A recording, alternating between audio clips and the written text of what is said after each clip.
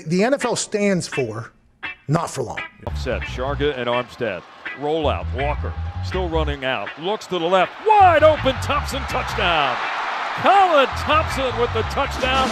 There was nobody within 20 yards of him. What a catch off the bobble. Colin Thompson scoops it up. Lofting corner, the end zone. It is caught for the touchdown. The first NFL touch for Colin Thompson is a score.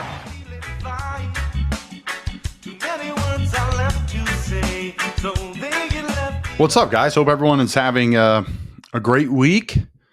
Week 0 of college football is over. It is now officially week 1. Felt a little weird doing college football, watching college football. Just, I don't know, it's too hot out or something like that. I'm not ready for it yet. Ready for some NFL football, ready for some college football. Exciting interviews, guests we have today. A couple of interviews I banked for at our baby. To save me some time knowing that when I have a baby, I'm not going to have the time to do this type of stuff. Ben Troupe, Pat Dooley. Ben played at Florida. Pat will be first. Ben will be after. Pat is a local beat writer in Gainesville. Has been doing it forever. Local radio host, been doing it forever. Someone I work with, did some media with down in beautiful Gainesville, Florida. Great guy. Generous with his time to come on. Share some old Gator stories. I still think the 2012 team that I was a part of was the best, most talented team in college football, never to win anything. We lost in the Sugar Bowl after being 13-1. Loaded with talent. All those guys, a lot of them are still playing in the NFL. Jeff Driscoll, you name it. DJ Humphreys, our whole group is still in. At least a lot of us still trying to make it, or free agents or what have you. So great group, great team, great guys. The 2012-2013 group that I was able to spend some time with, and it was a great time. So looking back, Dooley and I touch on that, and then Ben Troupe comes on. Ben Troupe, big 84, played at Florida, huge personality, great guy, podcast host, dad. I mean, he gets philosophical. We talk Gators, talk Kyle Pitts, Archbishop Woodgrad, and Gator legend. Gonna have a great year in Atlanta. Fantasy, folks. I'm telling you. Take him higher than you think he should go. He's going to have a huge impact for you. That would be my guess. Guys, thanks for tuning in. Welcome back to the Colin Thompson Show. Everything we do here is brought to you by Boiron, BoironUSA.com. Natural, homeopathic way of taking care of yourself. Relieve your pain, a little stress, help you sleep at night. You name it. Boiron USA, Boiron Arnicare. Arnica product that is so good. Natural, pain-relieving gel. Love that. I've used stuff for sore throat, used stuff for headaches, help me sleep at night, stress and anxiety. BoironUSA.com. Check them out. Shout out to our friends at the original Fudge Kitchen. I'll be there this weekend. We're shooting a commercial for our new series, Food Drinks Football, right out the Fudge Kitchen in Cape May, New Jersey on Friday. Stop by and see us. Excited for that. And like we said, the best part about the fudge is, and we're going to say it in the commercial, they ship the fudge and the sweet treats across the country. Shipped some to my buddy in Arizona the other day. I said, just tell me about, did that taste like something you just ordered out of the store? He got it. He said, yeah, it tastes exactly like something you just ordered out of the store. Saltwater taffy, too. Put a little package together of them. 2 pounds of fudge, little thing of saltwater taffy, some chocolate-covered pretzels, I believe. I'm sending fudge left and right. So, again, it's a great little gift if you want to mix things up. Today is cut day in the NFL. When this comes out at night, August 27th, I've been a part of this day. This is the first year I have not been a part of it in a really long time. My second year in the league, I wasn't a part of it, but 7 years, and really my first fall not being in football since I was in fifth grade, right? I started in 6th. So it's a weird time for me. Thankful we have a child and plenty of things to distract me and this show and the Sirius XM show that'll be starting on Tuesday nights in season. Tuesday, 7 to 8 o'clock at night, the Players Point with Alec Ingold on Sirius XM NFL Radio. Super excited for that to start. What a great opportunity that Sirius gives Alec and I, 2 former NFL players, to host our own show. We absolutely love it.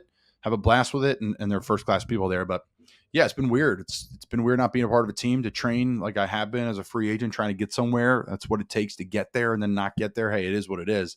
I'm still going to train this year. Take some time to get myself ready to go here for this workout wire and this grind. So I'll explain a couple things here, and then I'm going to send it over to Dooley first and then Ben. So how this is going right now for just a free agent, I'll say, as a fly's flying around my office. I have no idea why. But, so free agent-wise, it's a tough time. Again, from someone who's on the street, not with the team, like a lot of people will be right now. Half the league's getting cut pretty much, right? So 90-man roster, take it down to 53, add 16 to your practice squad. These players can come from any team. They don't just have to come in-house. The majority are in-house players, but 3, 4, 5 may come off another team. Maybe one, depends what you're trying to do, and depends on the health of the guys who are starters for you or what you're trying to do to, polish off your roster and make it have depth in each spot.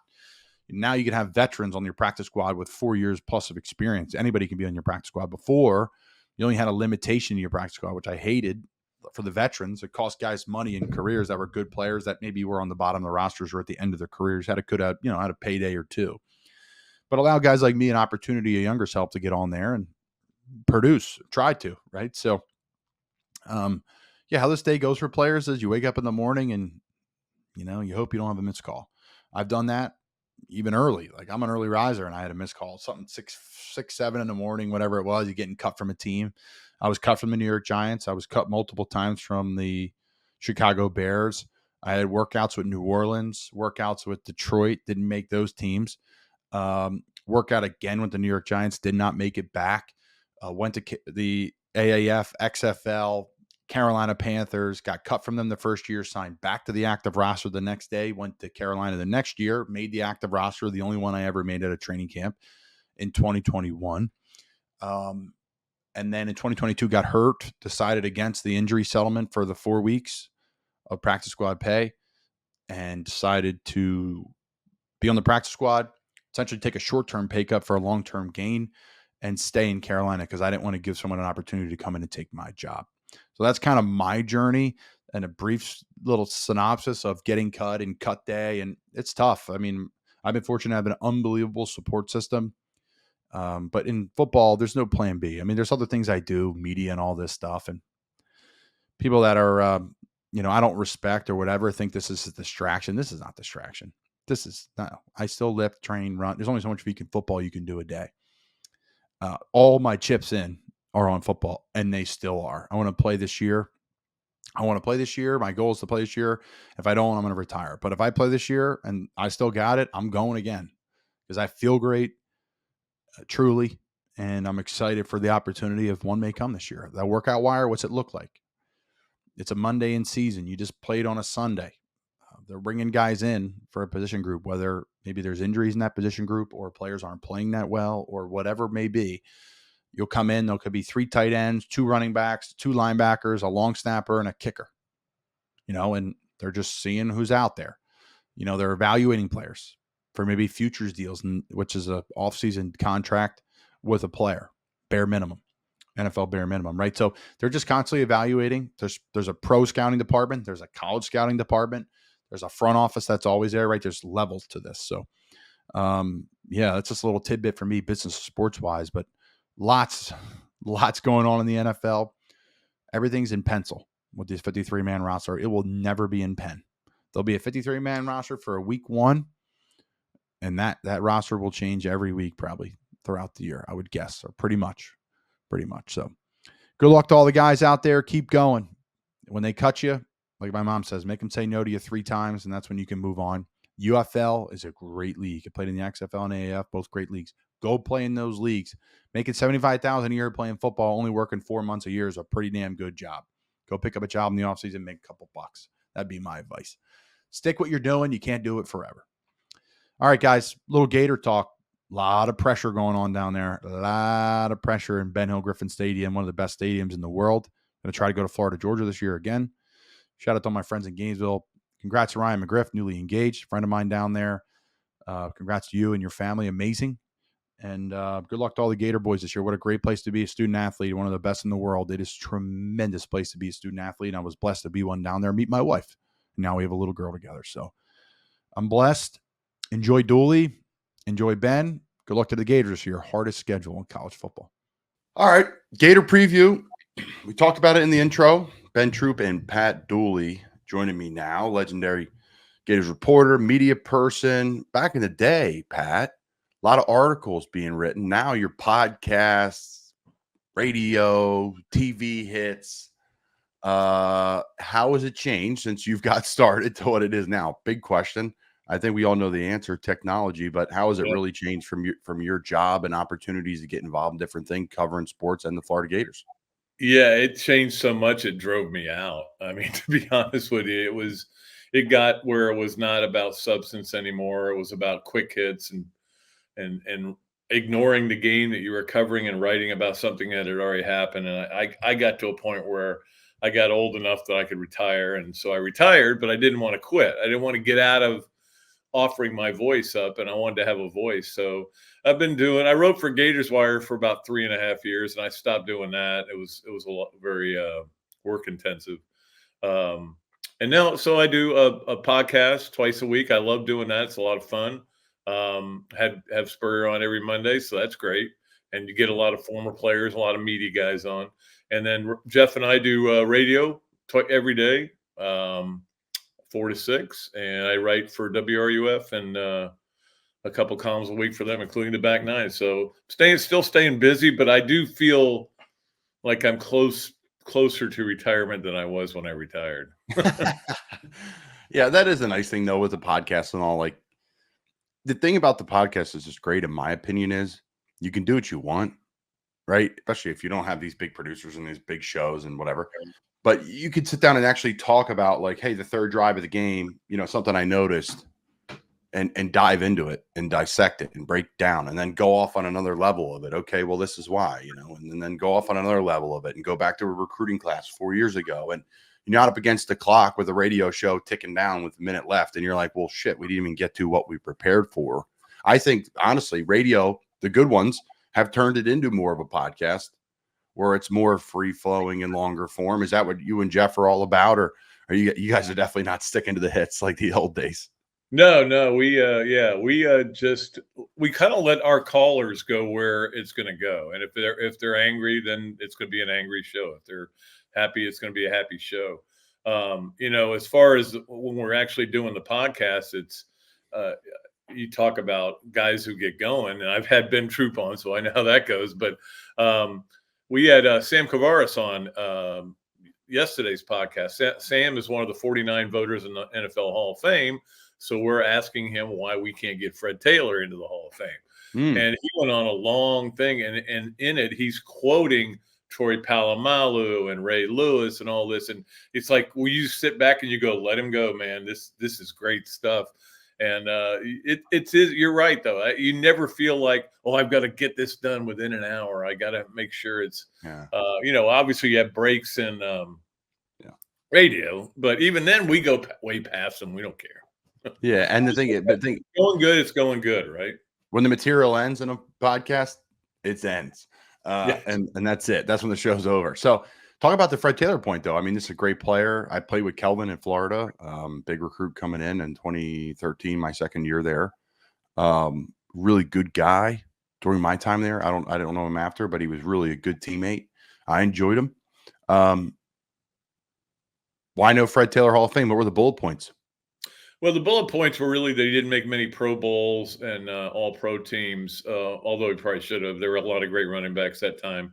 But most of these guys that he talks to, they say he's the best running back I ever played against, And so there's three guys that averaged, I think, 5.6 a carry, some number like that Sam was telling me. And it was Jim Brown, some other great player, I can't remember who it was, and Fred Taylor. And so, those are the kind of stats you look at and you go, look, this guy scored way more touchdowns than Thurman Thomas. Thurman Thomas is in the Hall of Fame. So we want to see Fred get in there. And I want to see Lomas Brown get in there too. The trouble I have with the Florida Hall of Fame or the Florida Ring of Honor, Colin, is that you can get in being a great pro, even if you were just a good college player. And that's really, to be honest, is what Fred Taylor was. He was a really good college player. He had a good senior year, a couple of games that were really outstanding. But would I consider him a Hall of Famer in college football? No. But you get in the Hall of Fame in the pros, you get into the Ring of Honor. That, to me, they aren't related, No. and that bothers me. That's why Lomas Brown, who's the best offensive lineman I ever saw at Florida, covered Florida forever, should be in the Hall, but until he gets in the Hall of Fame, he can't. That seems stupid to me. Yeah, they're two separate beasts, right? Like, did you have a great college career, pro career? Almost different sports. They are. And again, I've referenced the Adam Brenneman show. Next up, if you're really into college football, listen to this, and you want to hear different coaches and different things. He was talking on his show, and he's asking like the Boer and all these different coaches, what would you change? He said, I'd bring the hash marks in to make it more, an NFL type situation where they're a little bit tighter. Because now college, and I think that's why the RPOs are good, and that's why all these things have happened, is like, well, why are we going to run an NFL offense, which I ran with Muschamp, and he wanted to bring the Saban type stuff to Florida when I was there, and that's why I was recruited there as a blocking tight end. But like eventually you're like, well, why don't we just spread everybody out, and whatever the defense gives us, we're just going to check to it and use it, right? Like Nick Saban is quoted saying, I got to change my expectations of how many points a game I can allow. I think it was I don't know what it was. It was in the teens, and then he added like 5 points to it. So let's touch on Saban before we get into the Gators and dive real deep into it. Obviously, you covered Florida forever. You covered Nick. He's the greatest coach of all time. I think in college, I don't know if really debatable. The guy's impact on college football, I don't really think could be measured, especially financially.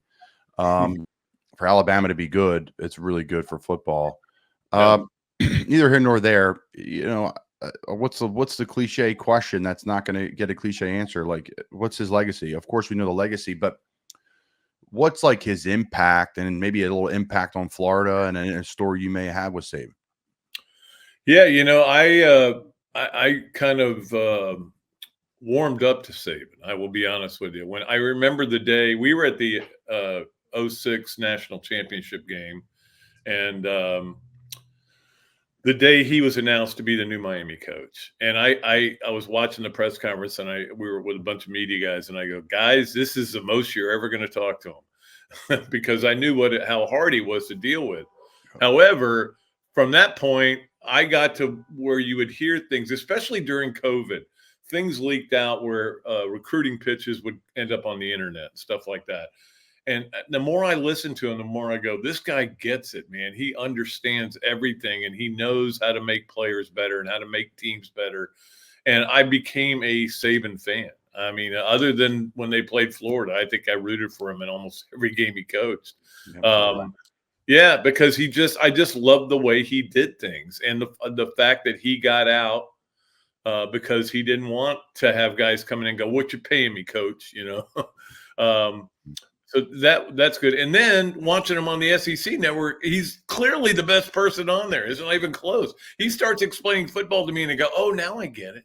Now I understand." He is so good, Dool. And all these clips going viral of his press conferences over the years are just so good. The Musa Muhammad story, where they try to, whatever he did at Michigan State, and he's like, "What do you want me to do? Kick him off camp, kick him off the team?" And Matt Rule did it. I questioned one of the players on the team when I was at Temple. He's a great player, okay guy. And he's like, "Where do you want me to send him, Colin?" He like pulled me in his office because he heard I was complaining about him. "Where do you want me to send him?" And I was like, whoa, I thought I was going in the office for like a good conversation.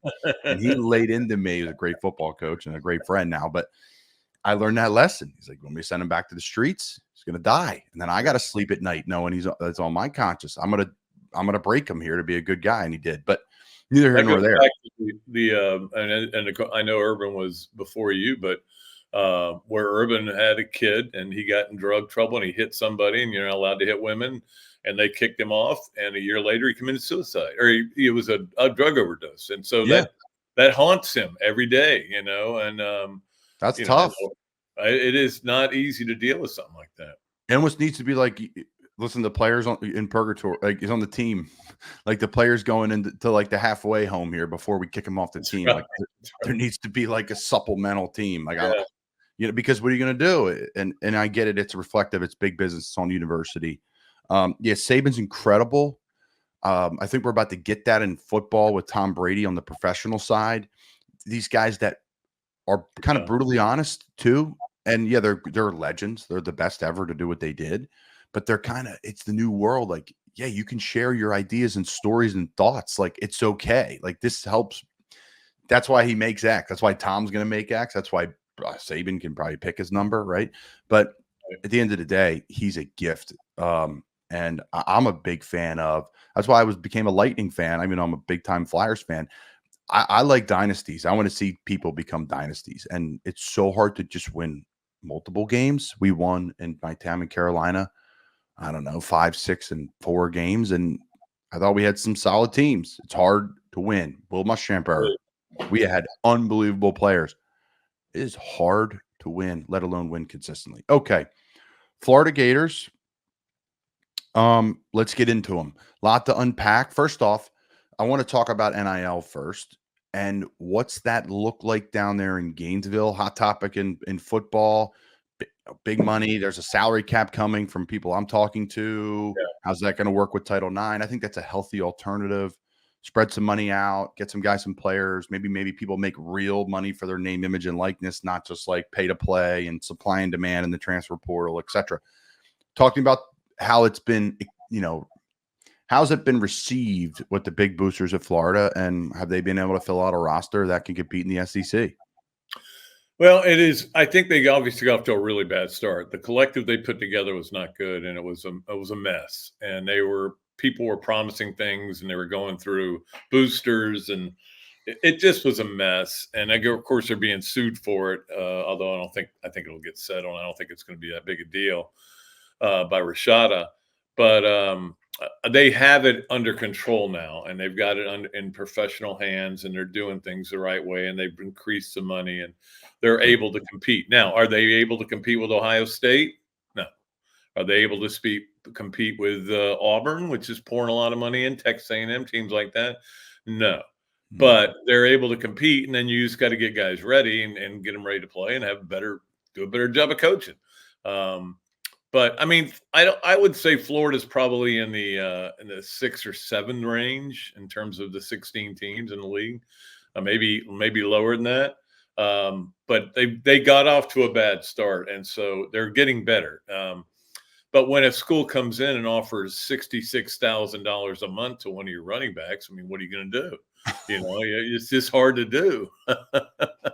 Not everybody's made of that kind of money. You can only go to those big boosters so many times. So it is what it is. I hope that this thing does get to a point where we don't turn people completely off. I'm a big believer that college football is idiot proof. Okay. And I'm one of the idiots, and I will be sitting there watching Florida State and Boston, or who are they playing? Georgia Tech in Dublin on the 24th. I will be watching that game because I love college football, and I'll let that NIL and portal stuff go out. I will have trouble remember, was he at Michigan State? or I can't, where did he come from?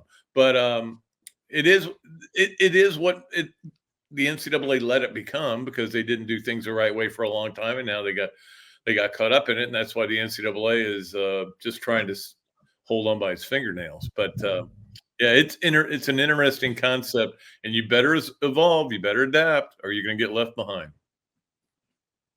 Yeah, I think people from, again, Adam's show, they're talking about different things, that the right people are starting to get in charge of the NCAA. There's starting to be conversations because at the end of the day, the NCAA has absolutely nothing to do with this college football playoff national championship. I believe they don't get a dime from it. Pretty sure March Madness, they get every dime from it, right? March Madness is their big cash cow. Yeah, and that's what they use to run things like lacrosse. Okay, so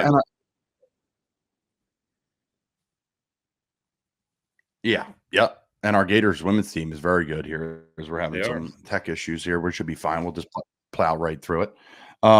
Okay. So we touched on a little bit of NIL. It's interesting stuff there. I think there's going to be a salary cap. I think there's going to be some changes. This current team at Florida, Billy Napier is coaching for his job. I think from what I'm hearing on different avenues, that the team's better than people think. You followed it closely over the years. How do they match up talent-wise? Do they have some game changers? How are they in the trenches? Are they going to be able to withstand the schedule that's pretty deep in state? And then, of course, playing the big boys across the SEC. Yeah. Well, it's an interesting time here right now, because just yesterday, the president of the university resigned. So we're going to see where that goes. Ben Sass whether he was moved out or moved out on his own. I know he has a wife that's ill. And nobody knew anything about him because he didn't talk to the press. So we don't really know whether he was mad with where this football program was going on. Doesn't matter anymore. He's not a factor. So they'll bring in somebody else, and who knows? I'm sure it'll be from that side of the aisle because that's where the head of the Board of Regents is, on that side of the aisle. So we'll see what he looks at.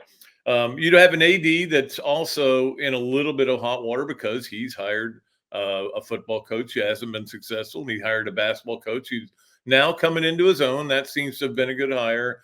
And he also they had a disaster in both soccer and women's basketball. Not that you care about that, but it's a big deal around here, with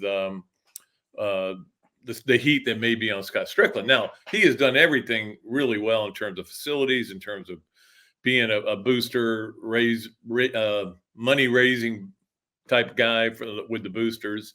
I love Scott. He's a great guy. One of the best people I know. He's well respected around the industry and everything. So the question is, I always talk about this, Colin. There's real heat and there's perceived heat. Real heat is when the AD and the president are not happy and they're hearing it from boosters. Perceived heat is when the media's not happy. And that's when it's like, this guy's on the hot seat, according to coacheshotseat.com. And I'm like, I don't think he's on a hot seat. Now, that said, if he goes 4-8, he is on a hot seat. There's no question about it, because at some point you got to win games. That's the thing I'm trying to caution Gator fans about. The schedule's not any harder than it was a year ago. It was hard last year, okay? It may be a little harder. But who would you rather open with, Miami at home or Utah on the road? Okay, right away, we won that one. So last year's schedule was hard. It's Florida's hard though, right? That's the point of that place. Like, let's not forget, like Florida in many years is compared to, Texas, and compared to, like, we're comparing Florida to Auburn, right? Like, Auburn had a couple good, right? Are they really? But you're telling me they're beating them in NIL? Like, that should be unacceptable, right? Like, Florida should be in the top 4 in the SEC. Now, Oklahoma and Texas come in, right? That makes it a little harder, but still, they should be in the top whatever. So continue. I'm sorry, but like, they shouldn't be competing with, in my opinion, South Carolina and Missouri. Yeah, they should be in the upper. Yeah. But yeah, that's the thing. I mean, like you said, there's a line from Tom Hanks in The League of Their Own where he says, it's supposed to be hard. The hard is what makes it great. I mean, and I think the players look at this schedule and they go, all right, man, well, you open up with Miami, and then we got to go to Tennessee, and we got all these great games, and look at the back end of the schedule. Look how much fun that's going to be. They see it that way. They don't look at it and go, oh gosh, how are we going to get through this? And you know that as a player. I mean, you don't want to go play Samford. I mean, you'll go and you'll pile up some stats. Urban used to call them stat games. But you know why I like them duels? Because the game would be at noon, and that means I'd be at Swamp by about 4:30. You would just have that cocktail right up there they'd be on the bar. They wouldn't even ask you for what you wanted. It would just be there. I would come up in my walking boot and I have a cold beer, and I was like, this is great. Side note, when I knew I was in the right place, I played at Tennessee. It was 2012. We beat him again. And I was walking home from the Swamp because the traffic was so bad I couldn't get out, or my trip down a scooter couldn't start. Some wild story. And actually ended up breaking my foot like that game, and didn't really, kind of was uncomfortable, but the adrenaline, whatever. I'm walking home. I was nobody there. High recruit, didn't perform. And I had some people were whipping beers at me, like from the tailgate, going right behind like the stadium. I lived like a mile north of the stadium, half mile north, right behind JJ Finley. So whatever road that is right there. Oh, yeah. And I just lived back there, yeah, it's a great place. And the people were throwing beers. Colin, great game. I played in garbage time and played on kick every term. So I didn't mean to cut you off, but that's what I knew. When I tell the Gator stories, people are underhand tossing me natty lights. I'm like, this is perfect for me.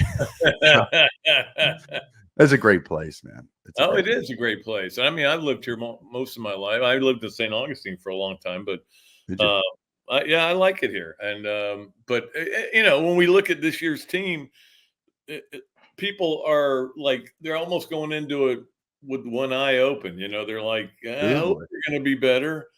I'm tired of having losing teams. But the bottom line here, Colin, is it comes down to, can they play defense? They haven't played defense in 4 years. Historically bad every year. Last year, you know how many interceptions they had? 3 more than you. That's not good. They just don't create turnovers. They haven't done it for those 4 years. And I always tell people, you get great offense, you create turnovers and start at the 12 and go in. And then next thing you know, you scored 7 points, and that counts the same as, anything. So they've got to get better. They seem to have brought in a lot of guys through the portal that are going to help them. They were playing out there a lot of times with, like 6 freshmen in the starting lineup, true freshmen. Guys have grown up. Jason Marshall needs to have a big year. Somebody's got to play safety that is going to hit people and that's going to catch the ball when it's thrown to them. I mean, to me, that is the whole thing. And they got to get pressure on the quarterback. So all the problem is right now to me on defense. I know Graham Mertz is going to be Graham Mertz. I know Montrell Johnson is good. I think the line's going to be fine. You got Trey Wilson out there. They need a second great receiver. They had him last year. They had 2. This year they only really have him. So there's some things on offense that they need to get better at, but they've got to get better on defense. I want to go back to your point about college football being idiot proof. Now we've covered a lot of Gator stuff. I think too, for the Gators, we had some tech issues, so I got off my point about being idiot proof and I moved it along because I lost my train of thought. But it happened to me yesterday doing my podcast. I was like, let's go back to the Gators. What do you think? Yeah. What do you think in college? Who knows? Yeah, I would say, the idiot proof stuff. Oh, the Florida point again, before I get to idiot proof. I think it sounds bad, but right when you're trying, really Napier's in some sort of a rebuild or whatever you're trying to do, you're trying to get Florida back to the mountaintop of college football, top 10 team, 15 team in the country every year. And now that's good. You're in the playoffs. It's not like as challenging as it was before. You could sneak in a backdoor way to the playoffs and be the 12th or 11th seed. I think 9-3 gets Florida in. Yeah, right. You get right in because you have that schedule, that strength of schedule. So to me, it's like, did we show that, wow, the things that we weren't good at, we got better at defensively. Wow, we were able to score at will at times. So we have some kickoff returns and punt returns and the things that were staples that were in even the Muschamp, DJ Durkin, Dan Quinn type situation. Jeff Collins, who I got to know at Temple. Those like big time plays when you need them the most defensively, and then progression in the right way. So excited for the season. But as we wrap up, idiot proof.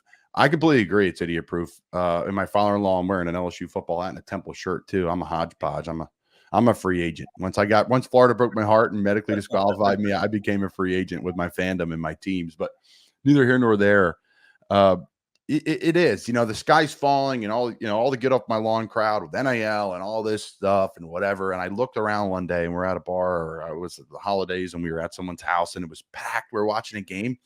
And I'm like, this feels like 2012. Yeah. Like it feels the same. Like this whole, oh my God, it's hard. It's the same. You're right. The difference, sure. Where did this player go and how? And I thought it was going to be kind of big difference. Like, wow, is this going to be developmental? How's it going to go? Are players going to be able to develop these things? The product's still great. There's still juice around it. The bowl games that aren't big ones are still boring, kind of. That's been the bit. That's been the kind of constant the last like five years. But before that, they were fun. So I think with the expansion of the playoffs, the salary cap coming, Title IX is going to get involved, like I said, which is fine. Everyone's going to get a little bit of something, which I think is great, especially at these big universities where it's Florida, you're getting just more than an education and an athletic, dominance as they are as campus wide. So like you said, I think it's idiot proof, and I think it's actually in a great state, and I think it will the pendulum will swing back and it will get into a good place. Yeah, I do too. But the other thing though that I do say is, Colin, I think you would agree with this. 5 years from now, you can't tell me what it's going to look like, because we could have just 2 super conference and everybody else is playing for the Bahamas Bowl. I mean, we don't know. We don't know if there'll be a cap. 5 years from now, you still could not be a cap. There's just a lot of questions. We don't even have the format for next year's playoff yet. They're waiting till after this year's playoff to make that decision because they want to see how it goes. So it's still in flux, this whole new college football. And, I still think that there should be some limits on transfers. It used to be, as the coaches had all the power and they could kick you out and you were screwed, now the players have all the power. And I think there's got to be some kind of a compromise there, where players can't transfer 7 times. It just seems to be ridiculous to me. If a coach leaves, I think you should be able to go. Yeah, I agree with that. Yeah. Yeah, like at Temple, I'll never forget when Jeff Collins was coming in. I didn't know Jeff was coming in, but they went to a spread offense. If I would have stayed in that spread offense, I would have died as a pro style tight end. I would have died on the vine. And thank God, rule stayed through 2016, right? Florida, when Roper came in, I would have died on the vine. It would have been, who knows? Jake McGee was perfect for it, right? Ken Taylor, that type of body type, perfect for it. Goolsby, my buddy, perfect for it. But neither here nor there. Dooley, great to have you on. I'm going to have you on in season. Love talking some Gator football. I haven't done it in a really long time. Yeah, always love talking to you, Colin. You know that. Since we gave you your start, when you're a big star, make sure you think back to the tailgate when you used to come on with Jeff Cardozo and me. I would, and Zach, I would come into town for like breaks when I was at Temple with my wife who's played lacrosse there.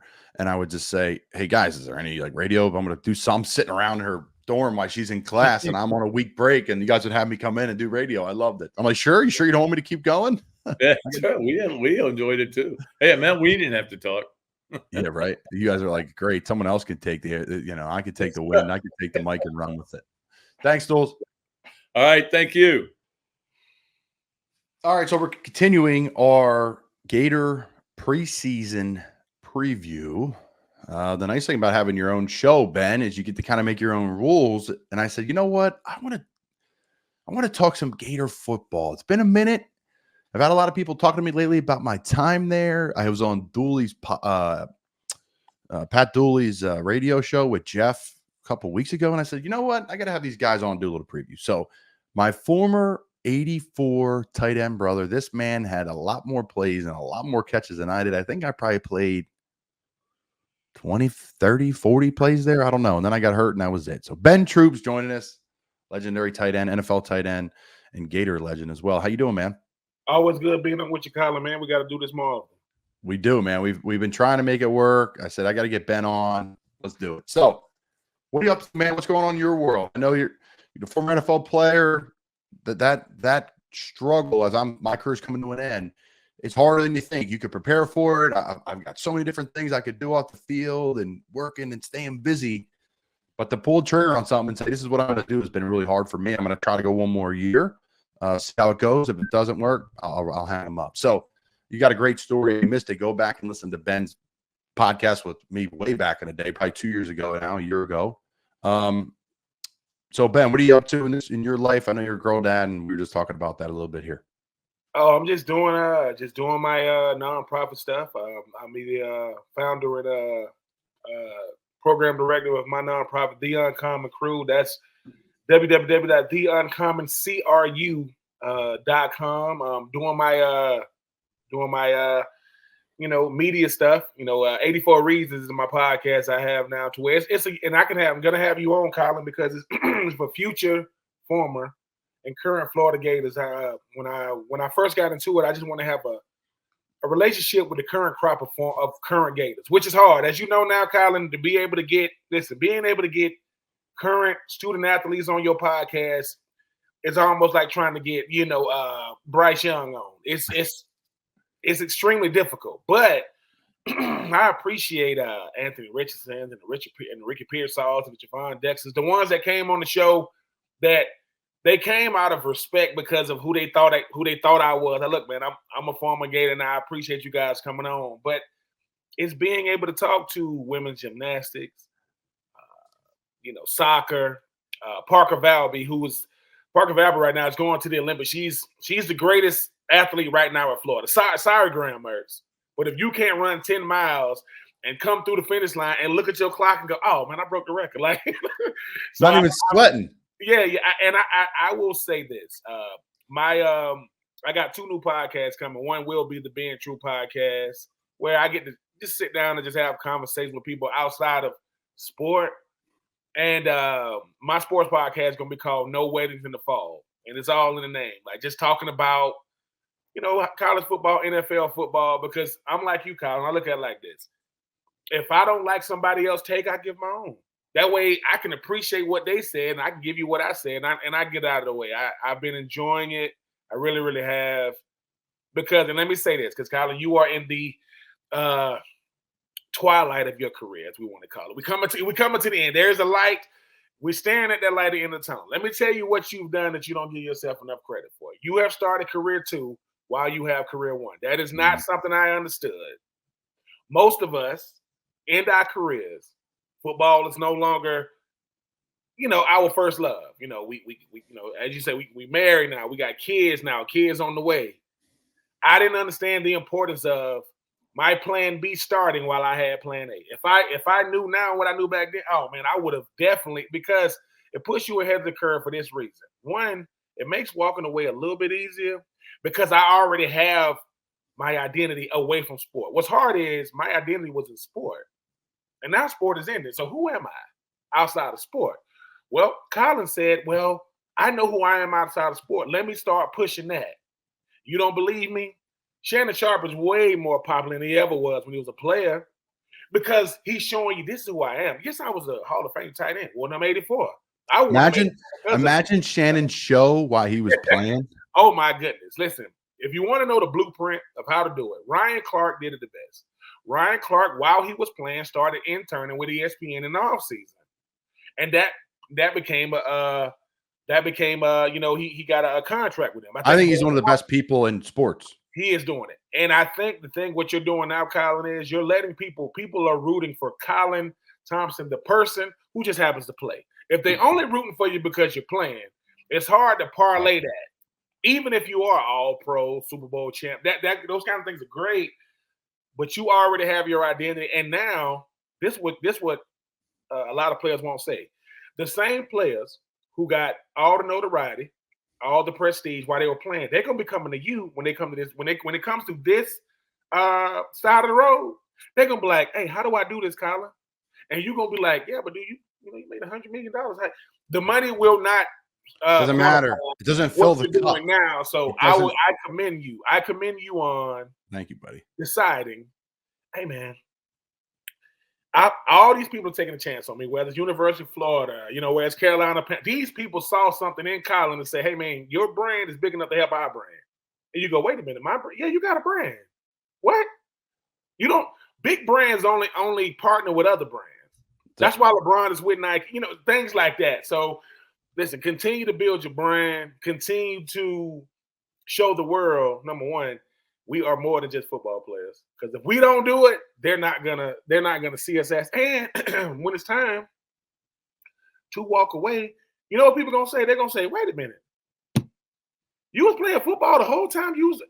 That's the greatest compliment is when someone says, "Wait a minute, man, you were doing both." There are people that don't know that LL Cool J was a rapper because they've only seen him on TV, right?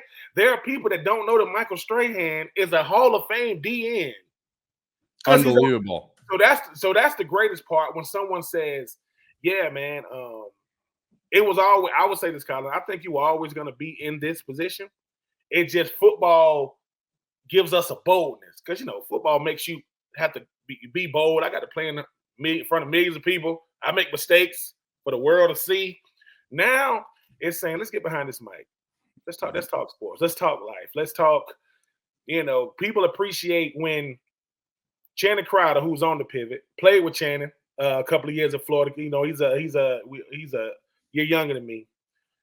What you see Channing Crowder do on TV is how he was. That is now he's way more reserved now, if you can believe it. But when I reach out to Channing, he said, "Troupe," he said, "I love what you're doing."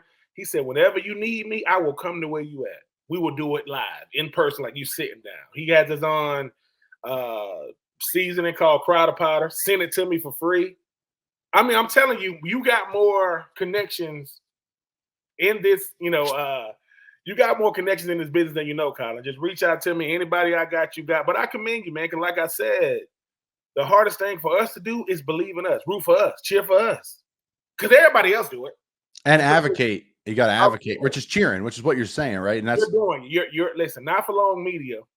Someone's going to listen, where you are now and where you're going to be, I will say this to you too. Right now, you're accessible a little bit. For me, you're very accessible. It's going to get to a point where somebody's going to call you and somebody's going to say, hello. Yeah, I'm trying to speak to Colin. Oh, yeah, I'm his assistant. Not because I think I'm this. Hey, at a certain point, I got to learn to delegate. Listen, your family is literally expanding, literally as we're speaking. I have my producer, Jack in the back. He's become my assistant on other things in life, not just media, because I love him, I trust him, and he's really good. And you know this, to build your team is hard to do. People you really, really, truly trust and know you. And Jack knows me like the back of my hand.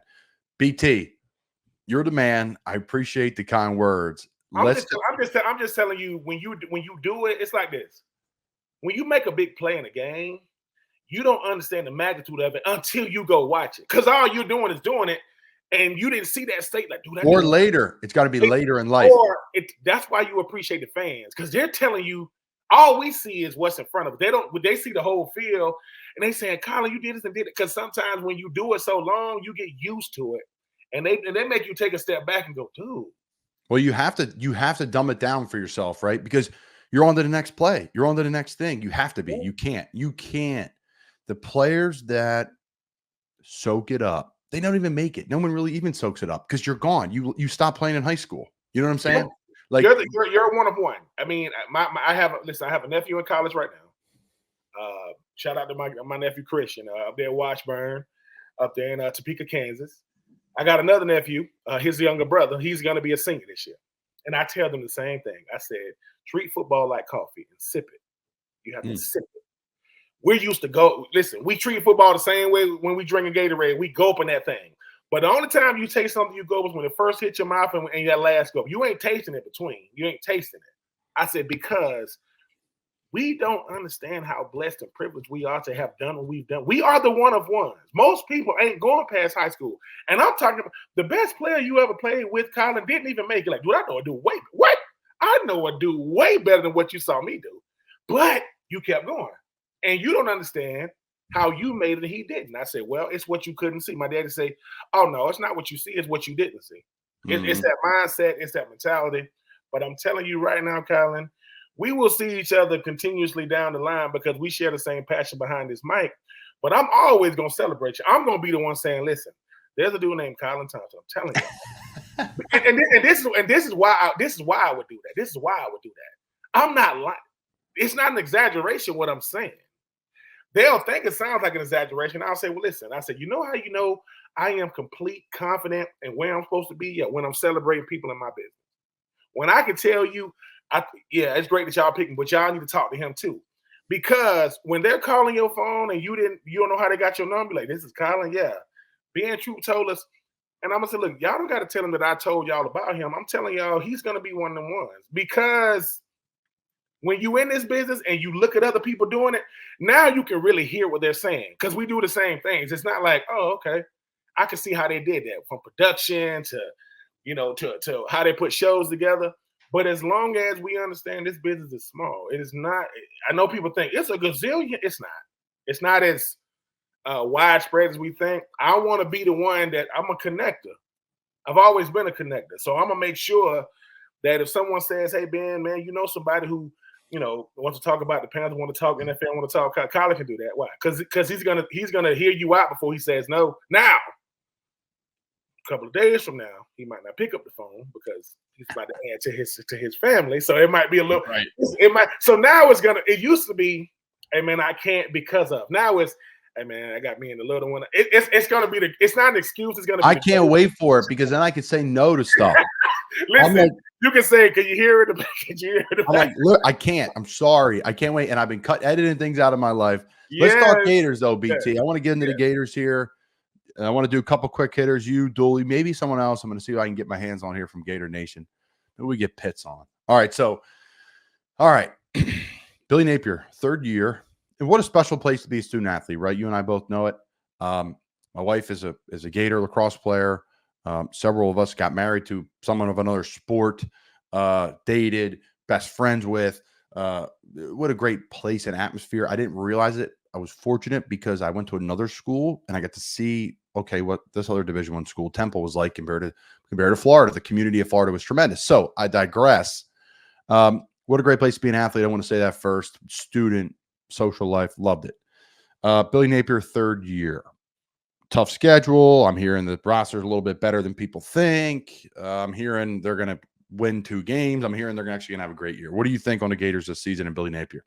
I think reality is going to have to meet perception, because obviously perception, and when I say perception, I'm talking about in Gainesville. I'm not talking about outside of Gainesville.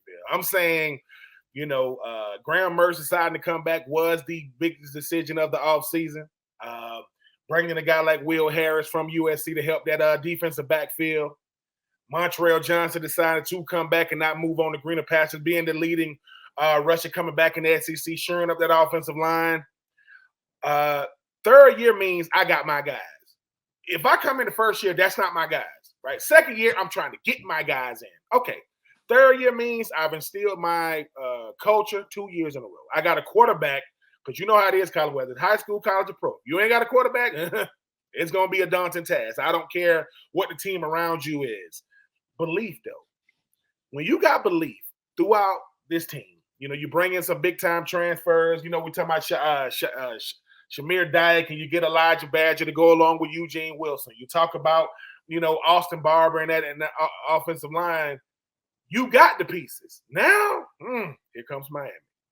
Here comes UCF. Here comes FSU. You playing everybody in the state of Florida but USF, FAU, and FIU. I mean, you literally playing the whole state of Florida, not to mention got to go to Texas. Which I love that, though. I love that they're playing it. To me, when we were with Muschamp, his mantra was, win the East, beat the state. And that was and it was crystal clear. And we lost to the state when I was there, Miami and Florida State in the same year when Florida State won the national title. But I think it's cool. It hurts recruiting if you lose them, but it's really cool. It's really cool that they're playing in state. And then you said they're going to Texas. I mean, they play all the big boys. They're going to Texas. I will say this. The thing about Billy Napier. Sometimes great things don't happen to great people instantly. I do, from what I hear about him, he seems to be, and this is something you can attest to. I asked Anthony Richardson this. I said, what makes Billy Napier Billy Napier? He says, you can call him and he'll pick up or he'll text you back. I go, a head coach will do that? He's like, yeah. And you know how rare that is, Colin. Wait. Y'all have his number? Yeah, he tells us to call him. He'll call us back. Now, mind you, Anthony Richardson is a different beast. He's going to call the freak quarterback back. But all other players have said. So for me, I think the perception around Gainesville is, I know Josh Payton have been down there. A bunch of people have been down there. They got the pieces. They got the resources. They got the recruits. They got the quarterback. They got some new coaches. They got the scheme. You got to win. Now, when I say got to win, I don't mean you got to be 9-10 win team, but you got to make a bowl game for this reason. Going 7 and whatever, 8 and whatever this year with this schedule is SEC Coach of the Year type stuff when you look at who you're playing out of conference and in conference. You got Miami, Florida State, and UCF out of that's your and UCF not the old now. UCF is no joke. And it's not. UCF. Listen. They got some players now. He got some players down there, and mind you, the big thing in the state of Florida is the big three. Florida State, Miami.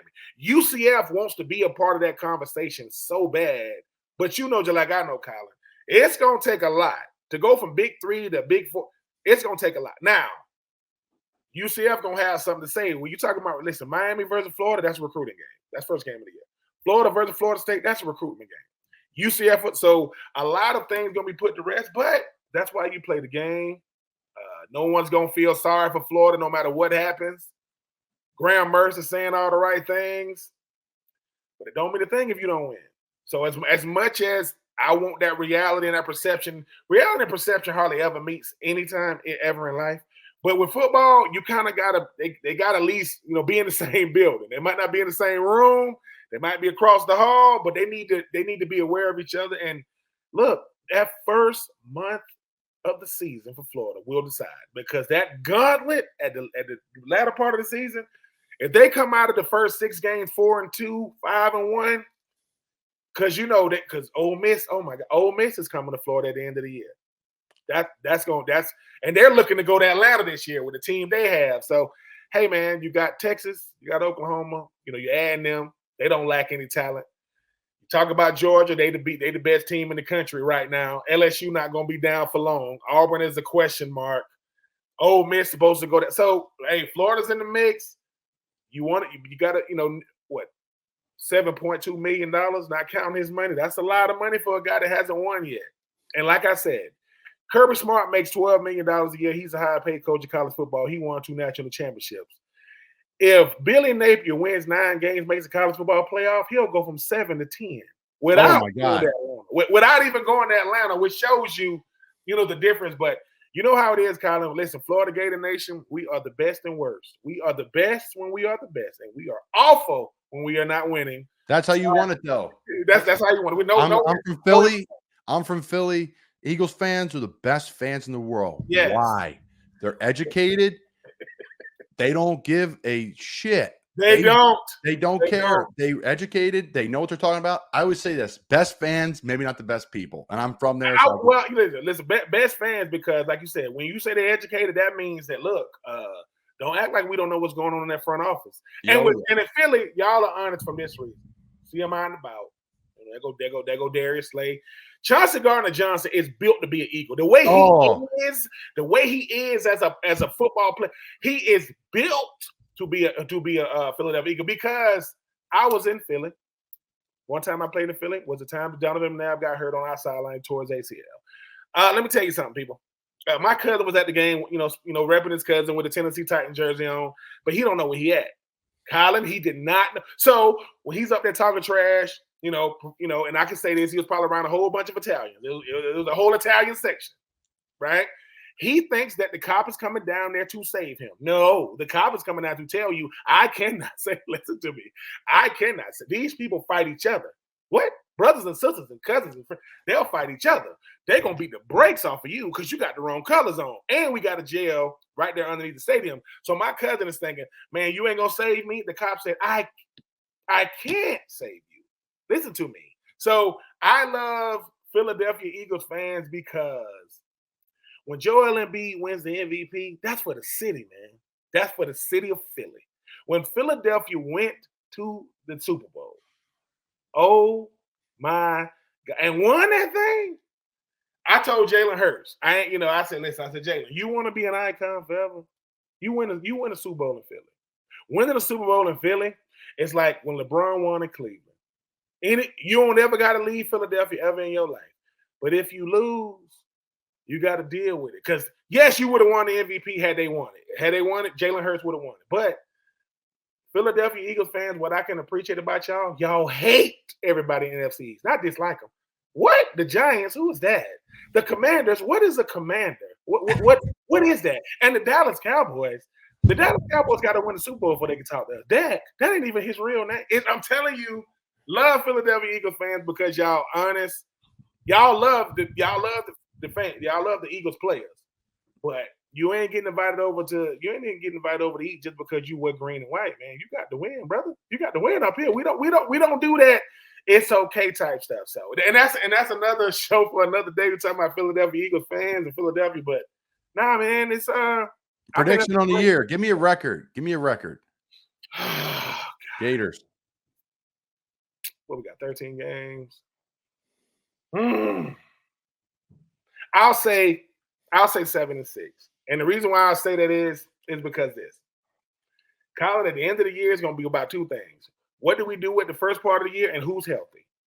Because I know everybody's waiting on DJ Lagway, but that's supposed to be 2025. If he's in the game, that's not a good thing. It's not a good thing if he's in the game because either 1, the game is out of hand, or 2, your starter is hurt. So for me, I say 7-6. And as long as one of those 7 wins are like an Ole Miss or, God forbid, a Texas, I don't think you're going to beat Georgia this year. I just don't see it happening. And for me, you know how it is, kind of progress in football it's a game by game thing. Like if you lose in college, it's how you lost. How did you look when you lost? And if you beat a team you wasn't supposed to beat, that's the progress. Because they're not going to go undefeated. Florida's never had an undefeated season. But you win 7 games with this schedule, and a couple of those wins are Texas or Ole Miss or LSU, because we got to beat Kentucky. Kentucky done beat Florida the last 3 years in a row. So I think that 7-6, one, make sure I do not think that Billy Napier is going to lose his job because he got DJ Lagway. Yeah, because I got the kid for the future. I think that keeps him his job in 2025. But I got to have something to pull from in 2024. So 2024 means, hey, were we respectable? Were we a solid tier 2 team in the SEC? I say tier 2. We cannot be tier 3 anymore. Cannot be bottom feeders, right? Vanderbilt can't be telling Florida, what y'all doing down here? You know what I'm saying? It can't be that. Mizzou cannot be tier 2 and Florida's be tier. You can't do that. So even though you no longer have division, but 7-6, you show some, because there are no more divisions, and you showing some promise from what's to come. I think that's even though that's where we've come when you talk about the University of Florida, because I got to be realistic. Yes, I got orange and blue, glasses on. Yes, I'm always going to be biased, but we got it. Culture in college, it is culture, quarterback, team. That's how you get the culture right. You get the. You say, what about the coach? Well, a coach can't. If a coach got the coach, a quarterback, a team, as long as you don't got to do is not mess that up. Just don't mess that up. I think right now the culture is there. I think the quarterback is there. That third one, the team, we will see, because I don't know, and Crystal Ball and company down in Miami, Cam Ward coming over from Washington State, they're going to have something to say. But that's what I love. I mean, about 5 years removed from Dan Mullen, first game against Miami. Had a bunch of Miami Hurricanes come on my show talking trash, talking about they wanted to bet some money. Never got to the bet part, though. You know why? Because let me tell you something. And I know the Miami fans, if you're listening, you can't talk trash about the ACC if you've never won it. Y'all talking about the Big East. You've never won the ACC. Which is not good for Miami. But I am looking forward to it, though. I really, really am. I'm happy for you, though, Kyler, man. With the big news, here in a couple of days. I'm happy in what I be seeing you and what you be doing, and I appreciate it, because you don't know how somebody said, how do you make what you doing worth doing? And I was asked that. Like, what makes a person want to do something they see somebody else doing? That's it simple. They make it attractive. It's simple. If you can make what you do attractive, people want to do that. It's hard to do that, though. It's hard to do that. Well, what you do is they'll say, wait a minute, man. When I see Colin doing, he look like he's having fun. I said, yeah, because corporate is what you think you want to do. You think you want to do corporate. Because the first thing they're going to say is, all right, Colin, tell you how you want to do the show. And you give it to them. And they say, too much red tape. Too much red ink. Man, they'll say, I don't want to talk about. I'm going to say, y'all got me talking about the Cleveland Browns. Yeah. Or if so-and-so's not on an Olympic team, or who's the starting 5, or who cares? That's not what I want to talk about. Exactly. I said, look, man, at this point in my life, I've done enough of my schedule being put together for me, where I'm going to be, how long I'm going to be there, when I'm going to lift, when I'm going to run, I want to do what I want to talk about, what I want to talk about, with who I want to talk about for as long as I want to talk about, and I want to get back to my life. Why? Because at the end of the day, yes, at a certain point, I was a somebody in this life. That's great. Appreciate it. But now, when people see me, they want to know, hey, man, are you a jerk? Can you resonate with people? I like, yeah, I'm still a country boy from Swainsboro, Georgia, that got to go to Florida, play in the NFL.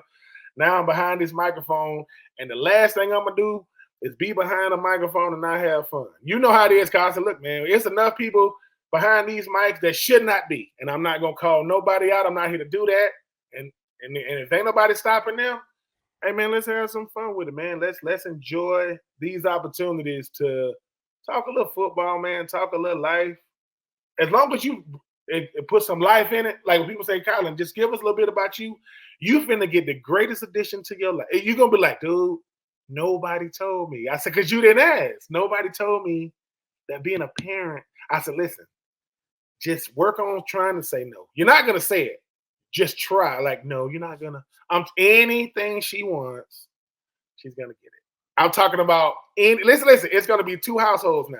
You got your wife over here saying you're not no, and then you walk in and say, tell her she can't get this. Like, I'm gonna tell her upstairs. Come up here with me. What do you want? Okay, I'm gonna give it to you in 10 minutes. I'm telling you, it's gonna. And then she gonna probably look just like you, and she gonna have them eyes. Oh my God, man! Congratulations, man! Like, there is nothing like. My youngest. Yeah, she's my youngest. She's 12. She'll be 13 this year. When I see, and her middle name is Cheryl, like my mom. And this is the crazy part. My mom's name is Cheryl. My daughter's middle name is Cheryl. My wife's name is Cheryl. Crazy. I got a crazy life, right? When I look at my 12-year-old and I say, yeah, and she turns and looks, that is my mother. That's what she looks just like her grandma. But she can hoop. She'll hoop. She play basketball, soccer. And the greatest thing about it is they're going to say, at guard, Troupe. And she runs out, right? And I'm like, that's my kid. Like, forget it. I don't care how many points she scored. That is the greatest thing is somebody comes up and say, that's your daughter right there? Yeah, Troupe, that's you? Yeah. Oh, man, I know. It's like, that's the thing is you get to see a little you break everything in the house, tear up everything. I'm talking about they're gonna break stuff that you couldn't break. You go, how did you break this? But the first time she says, "Daddy," just pull out the don't even just let the tears come. I'm telling you, just let them come. Or if you got a screen door, if they still make screen doors. Have a glass screen door that she can see you get out the car, and she's beating on the glass. Oh man! Like, Dad, you like, let me come in the house, and then they start walking and talking and asking for cell phones and all stuff like that. So it progresses, but it's the greatest feeling in the world to navigate a life for something that came from you. Like you're never and listen, you don't need no handbook. Don't ask other people what they would do. When I take my little ones to Walmart or Target, I go straight over to the little kid food section, and I'm opening up cheese puffs. They're like, "Sir, I need.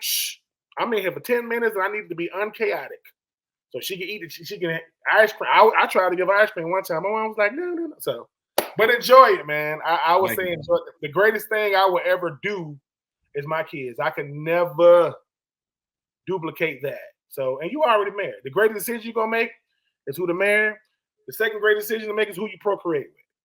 You usually want to do with the same person, usually, and you master that. So you a genius already, man.